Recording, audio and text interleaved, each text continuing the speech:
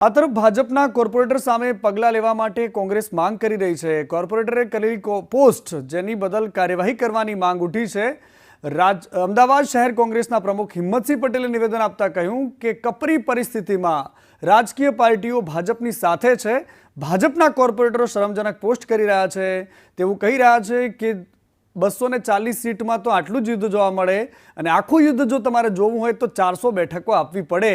આ પ્રકારની કોમેન્ટ કરનારા ભાજપના કોર્પોરેટર સામે કાર્યવાહી કરવાની માંગ કોંગ્રેસ કરે છે। કહ્યું કે મનોબળ પર અસર પડે છે અને જો બાકીના ગદ્દારી કરનારા તત્વો સામે 14 લોકો સામે પોલીસે ફરિયાદ કરી હોય તો પછી આ ભાજપના કોર્પોરેટર સામે કેમ કાર્યવાહી નથી થતી।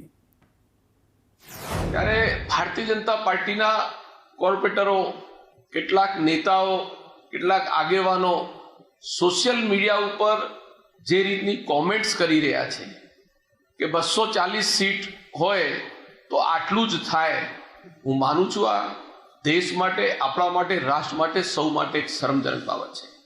અને આવા લોકો જે કોર્પોરેટર હોય, જવાબદાર ચૂંટાયેલા પ્રતિનિધિ હોય અને ભારતીય જનતા પાર્ટીના આગેવાનો હોય ત્યારે આવી પોસ્ટો મૂકતા હોય ત્યારે એનાથી આર્મીનું મનોબળ અને સુરક્ષા અને સલામતી માટે જે સરહદો ઉપર જે લોકો લડી રહ્યા છે એનું મનોબળ ઉપર પણ મોટી અસર પડે છે। અને સાયબર ક્રાઇમ મારફતે આવા લોકો ઉપર ક્રિમિનલ ફોજદારી ગુનો બને અને આ જ રાષ્ટ્રદ્રોહ છે।